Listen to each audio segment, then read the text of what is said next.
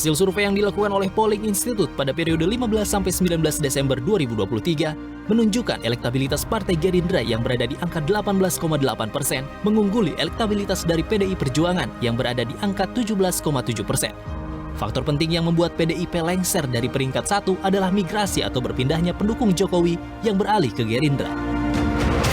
Sosok ketokohan dari Capres nomor urut 2 Prabowo Subianto juga menjadi salah satu faktor elektabilitas Gerindra menyalip partai bermoncong putih itu. Kita tahu bahwa pemilih PDIP itu wong cilik atau pemilih dengan berpendidikan rendah, sehingga mungkin sedikit ada bias. Jadi di sini, Gerindra dan PDIP selisihnya tidak signifikan. Kita temukan dalam survei kita kalau Gerindra ini partai yang sangat berbasis dengan ketokohan, terutama ketokohan Pak Prabowo gitu ya. Oleh karena itu ini sangat tinggi sekali, hampir 35% mereka yang memilih Gerindra karena faktor kesukaan dengan Pak Prabowo gitu. Dan PDIP karena ini partai yang berbasis ideologis bukan ketokohan, biasanya juga sangat rendah gitu. Dan ini terkonfirmasi dari data survei kami gitu. Biasanya ini untuk PDIP itu ada alasan karena suka dengan Jokowi dan juga Megawati, ini cukup tinggi, tapi di temuan survei kami ini menarik, yang suka dengan Jokowi ini tinggal 2,2%. Survei ini dilakukan pada rentang 15-19 Desember 2023 dengan sampel sebanyak 1.230 responden yang dipilih melalui kombinasi metode random digit dialing dan double sampling dan margin of error 2,9%. Sebelumnya, lembaga survei LSI Denny JA juga merilis hasil elektabilitas Partai Gerindra 19,5% yang melampaui elektabilitas PDI Perjuangan. Pengambilan survei ini dilakukan pada periode 20 November hingga 3 Desember 2023 dengan 1.200 orang responden, sekaligus menjadi kali pertama elektabilitas Partai Gerindra melampaui PDI Perjuangan. Tim Liputan, P-Universe. Dan biasa untuk mengulas lebih dalam terkait dengan berpindahnya pemilih Jokowi dan dampaknya kepada Partai Gerindra, sudah bergabung bersama kami ada peneliti Polling Institute Kennedy Muslim dan juru bicara TKN Prabowo, ada Pak Wihadi Wianto. Selamat sore Bapak-Bapak semuanya. Sehat ya Pak semuanya ya? Sore Mas Tedar. Oke, kita bahas dulu mengenai survei yang dilakukan oleh Polling Institute. Bagaimana kemudian kita membaca hasil survei ini, Mas Kennedy? Kalau kita lihat kan memang trennya itu sejak bulan Agustus PDIP mengalami penurunan, sedangkan Gerindra sendiri mengalami sedikit demi sedikit naiknya. Tidak berbanding lurus terkait dengan seberapa banyak penurunannya, tapi naiknya itu pelan-pelan tapi pasti gitu loh, Mas. Ya, ada beberapa faktor ya di sini, Mas Tedar. Kita kan sudah melakukan survei telepon secara rutin ya, selama 5 kali terakhir itu dari bulan Agustus sampai ke bulan Desember. Dan memang kita temukan kenaikan elektabilitas Gerindra ini cukup linear dengan kenaikan elektabilitas Pak Prabowo dan juga sekarang pasangan Pak Prabowo Gibran gitu.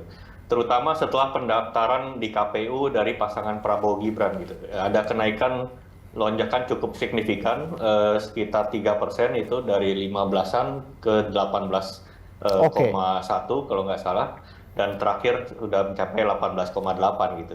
Dan ini tentu tidak bisa dilepaskan dari faktor efek ekor jas dari pasangan Prabowo Gibran ya, dan ini secara tidak langsung juga dampak dari approval rating Pak Jokowi dan juga pasangan Prabowo Gibran yang mengusung keberlanjutan dari pemerintahan Presiden Jokowi.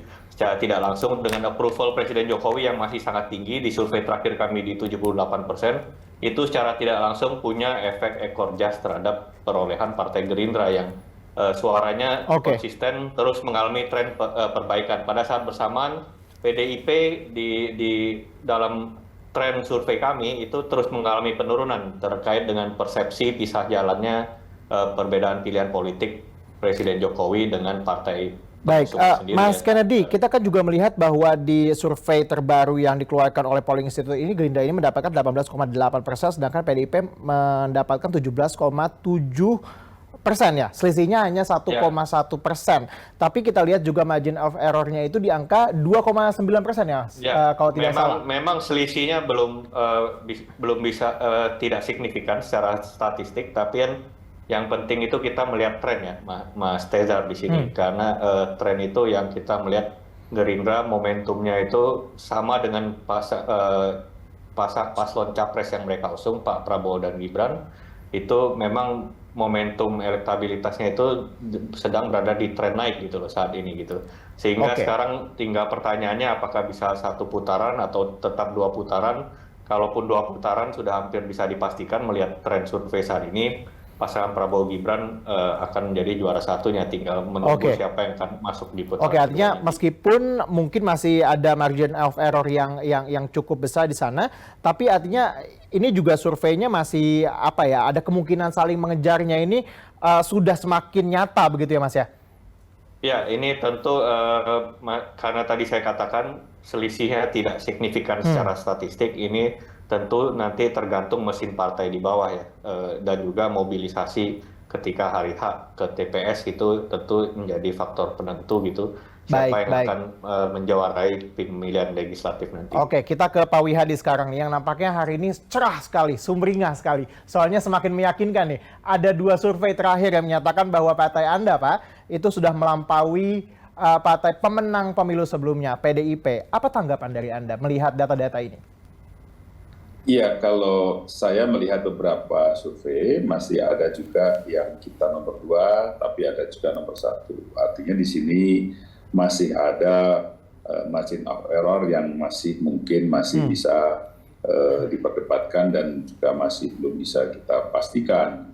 Jadi dalam hal ini, kenapa kita ini juga yang dikatakan oleh Mas Kennedy tadi naik, trennya naik, ini semua karena memang kerja keras daripada kader-kader Gerindra, dan juga satu hal lagi adalah memang ini adalah karena Pak Prabowo itu berpasangan dengan Mas Gibran, tentunya juga memberikan efek kepada pemilih-pemilih Pak Jokowi. Jadi itu memang secara tidak langsung banyak juga yang beralih dari swing voter saya kira, dan juga pemilih Pak Jokowi yang beralih kepada Gerindra. Jadi saya kira ini semuanya memang kalau kita melihat trennya survei memang semua naik semua. Tapi kita semua juga tidak gegabah dalam hal ini, karena bagaimanapun juga ini masih ada sekitar 46 hari kalau tidak salah, dan ini adalah merupakan masa-masa kritis, dan kita melihat ini semua kerja keras kader di seluruh Indonesia, kader-kader Gerindra yang mana bekerja keras untuk menaikkan Gerindra, dan saya kira semuanya mempunyai semangat untuk memenangkan Pak Prabowo sebagai presiden. Dan ini adalah salah satu semangat yang tiada putus dari tahun 2014 sampai sekarang. Pak Wihadi, tapi kalau kita melihat nih Pak dari dua surveyor semuanya selalu mengatakan bahwa ini adalah kotel efek dari Jokowi karena bergabungnya Gibran di sana, kemudian dua kecenderungan Presiden Jokowi yang nampaknya memang ya tentunya itu sudah tidak bisa kita nafikan lagi bahwa kecenderungannya ke pasangan 02. Apakah bagi Anda pernyataan seperti itu juga menafikan usaha-usaha yang telah dilakukan di dalam internal Partai Gerindra itu sendiri? Atau di-accept saja, diterima saja pernyataan itu bahwa Jokowi efek yang berpengaruh ini? Ya, saya kira begini, efek daripada Pak Jokowi tentunya mempunyai imbas yang sangat positif. Namun dalam hal ini, kalau tidak dibarengi oleh kerja keras daripada kader-kader, maka ini juga tidak akan memberikan rasa percaya diri atau rasa juga kepastian bahwa yang didukung dari Gerindra dan Pak Prabowo ini memang benar-benar pasti adalah sesuatu hal harapan daripada kita ke depan. Jadi saya kira ini tidak akan begitu saja bahwa pendukung Pak Jokowi itu akan beralih begitu saja kalau tidak melihat mengenai kerja keras daripada kader-kader Gerindra. Jadi saya kira ini semuanya berhubungan antara memang Jokowi efek dan juga adanya suatu kerja keras dari kader daripada Gerindra. Jadi saya kira ini adalah suatu hal yang memang harus bebarengan bekerjanya. Kalau satu-satu saya kira ini juga tidak akan bisa memberikan efek yang signifikan. Jadi saya kira ini semuanya adalah merupakan kerja keras semua pihak saya kira, karena ini adalah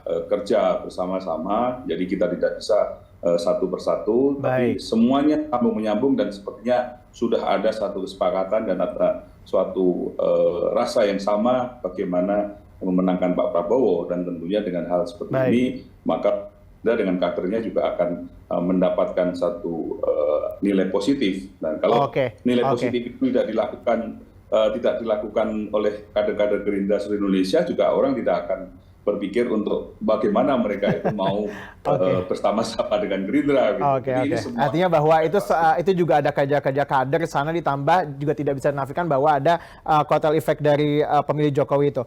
Kita kembali lagi ke Mas Kennedy. Mas Kennedy, apa kemudian yang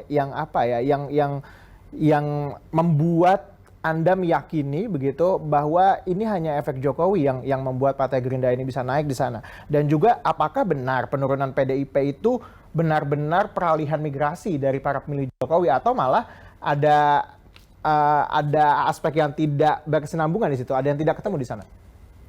Sedikit koreksi Mas ya, saya tidak mengatakan bahwa satu-satunya faktor pendorong kenaikan elektabilitas Gerindra itu hanya dari efek Jokowi, tapi ada satu faktor penting lagi yang sudah kita temukan, memang konsisten juga. Gerindra semenjak 5 tahun belakangan ini selalu kita temukan dalam data kami konsisten itu sangat dominan di kalangan pemilih muda gitu, dan itu sangat potensial gitu bagi Gerindra. Ini bisa dikapitalisasi, bisa disebutkan bahwa Gerindra ini partai masa depan, karena pemilihnya itu banyak pemilih pemula sampai ke usia 40 itu kita lihat memang sangat dominan gitu Gerindra. Sedangkan PDIP kita lihat pemilihnya itu sekarang dominan berusia 40 ke atas gitu.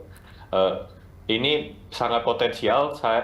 Terus terang apa penyebabnya? Mungkin salah satunya juga yang ditemukan di data kami itu kampanye digital ya. Mungkin karena Gerindra ini kalau kita lihat, kita menanyakan dalam survei kami sumber informasi apa yang Anda gunakan untuk mengakses info-info seputar masalah pemerintahan, politik, dan pemilu. Itu semua channel sosial media, terutama di TikTok, Instagram, dan YouTube, itu Gerindra sangat dominan di situ. Artinya bahwa strategi kampanye yang dilakukan di dunia digital itu sudah on the right track ya untuk Gerindra untuk mengeruk ceruk yang ada di para pemilih muda ini. Apakah kemudian ini juga berhubungan dengan dipilihnya Gibran yang kita tahu merupakan salah satunya yang paling muda lah di antara pasangan capres dan juga cawapres saat ini? Ya, seperti yang saya sebutkan di awal, ini kenaikan elektabilitas Gerindra secara signifikan itu kan terlihat setidaknya di tren survei kami itu ketika Pak Prabowo dan Gibran didaftarkan di KPU gitu. Itu terlihat ada lonjakan elektabilitas dari Partai Gerindra gitu sampai 3% gitu, dari 15 ke 18,1% gitu ketika itu. Jadi itu bisa dibilang juga ya efek dari Gibran ini sangat positif gitu untuk Pak Prabowo, terutama di kalangan pemilih muda. Pak Prabowo sendiri sudah sangat dominan di kalangan pemilih muda. Ini tren ini udah kita lihat di 2019 ya. Kalau di 2014 itu Pak Jokowi yang lebih dominan di pemilih pemula. Tapi mulai di 2019 di data-data survei yang ada ketika itu kita lihat memang Pak Prabowo sudah mulai dominan di ceruk pemilih muda gitu, dan itu berlanjut tren itu sampai saat ini gitu loh, menjelang pemilu 2024. Itu kalau di pihak Gerindra. Kalau di PDIP-nya apa kemudian yang menjadi faktor utama yang Anda lihat dari penurunan yang sangat konsisten dari bulan Agustus? Kalau kita melihat survei-survei dari Anda dari 25 ke 22 ke 17, itu kan cukup signifikan angka yang tergerus. Ya, jadi menurut saya ada suatu strategi yang counterproduktif ya di PDIP sendiri gitu. Ketika menjelang Gibran ditetapkan sebagai cawapres Prabowo, itu kan serangan-serangan terhadap Presiden Jokowi dari PDIP, keluarga Presiden Jokowi terhadap Gibran, terhadap Presiden Jokowi sendiri gitu, terhadap komitmen demokrasi, isu MK, isu paman Gibran di MK gitu. Dan itu menimbulkan mungkin antipati di kalangan diehard pendukung Pak Jokowi yang non PDIP terutama ya. Itu yang kita lihat terus proses migrasi itu terlihat jelas di data kami. Sekarang angka ceruk pendukung Prabowo Gibran itu sudah melewati pendukung Ganjar dalam hal latar belakang pemilih Jokowi di 2019. Padahal sebelumnya Ganjar masih mayoritas gitu menguasai ceruk pemilih Jokowi Maruf Amin di 2019, tapi di dua survei kami terakhir, terutama setelah Gibran ditetapkan sebagai cawapres, itu Pak Prabowo sudah melewati pasangan Ganjar Mahfud gitu yang untuk diceruk pemilih Jokowi 2019 gitu. Itu Baik. salah satu penjelas mengapa juga PDIP karena strategi tersebut counterproduktif, menimbulkan antipati di kalangan pendukung strong voter Jokowi, sehingga mengalami terus penurunan. Tapi kita melihat belakangan mereka sepertinya udah mulai berbalik arah ya, tidak lagi terlalu keras mengkritik Presiden Jokowi dalam hal isu-isu demokrasi dan juga Karena kita lihat juga acceptance rate dari Jokowi juga masih sangat tinggi ya, 78% begitu ya. Oke, kita ke Pak Wihadi lagi. Pak Wihadi, kalau dari survei internal yang dilakukan oleh Gerindra bagaimana Pak sejauh ini? Apakah ini angkanya sejalan begitu? Dan juga apakah angka-angka ini juga menunjukkan hal yang positif sejauh ini untuk nanti kepemilihan Februari? Ya, saya kira kita tidak bisa buka hasil survei internal kita, tapi tentunya survei-survei itu kalau kita melihat survei-survei yang lain itu kan hampir-hampir mirip gitu kan. Jadi tentunya semuanya mempunyai kemiripan. Jadi saya kira ini sesuatu hal menjadi barometer kita semuanya, dan saya kira apa yang ada di survei-survei di luar internal kami itu menjadi satu bahan juga. Jadi kalau kita melihat ya mungkin tidak begitu jauh karena semua survei kan sebenarnya basicnya sama. Jadi saya kira kita juga punya survei internal, tapi kita masih belum bisa sampaikan di sini. Baik, yang terakhir terkait dengan ini Pak, terkait dengan bagaimana kemudian Gerindra menjaga momentum agar kemudian angka ini bisa terus naik, karena kita tahu bahwa saat ini Gerindra mungkin sudah di atas angin, tapi kan banyak hal yang bisa terjadi ya sampai Februari, itu yang perlu kita ingat bersama Pak. Apa kemudian ya, ada langkah-langkah strategis nggak yang kemudian dilakukan oleh Gerindra untuk menjaga ini? Ya, saya kira kita Gerindra tetap menjaga semuanya dengan kebersamaan kita, dan kita sekarang berpolitik dengan santun, dan kita juga dekat dengan rakyat yang disampaikan selalu oleh Pak Prabowo bahwa kita harus dekat dengan rakyat dan mendengarkan rakyat apa masalahnya. Jadi saya kira itulah yang selalu diberikan setiap kesempatan kita bertemu dengan Pak Prabowo, yang harus disampaikan bahwa kita bagaimanapun juga kita ini harus dari rakyat dan kita juga harus memperhatikan rakyat. Jadi saya kira dengan konsep itu, dan saya kira kader-kader Gerindra ini sangat patuh apa yang disampaikan oleh Pak Prabowo, sehingga menjalankan dengan sepenuh hati, dan inilah hasil yang sepenuh hati ini kita bergeraknya dengan sepenuh hati juga gitu kan. Jadi tidak dipaksa atau apa, tapi kita semuanya berpolitik yang santun, dan kita juga tidak memberikan satu politik yang mungkin arogan atau seperti apa, tidak, santun-santun saja, dan kita dekat dengan rakyat. Baik, terima kasih Pak Wihadi atas perbincangan singkat kita, dan juga terima kasih juga Pak Mas Kennedy atas informasi yang telah Anda sampaikan di B1 Kawal Pemilu hari ini. Terima kasih. Oke, terima kasih.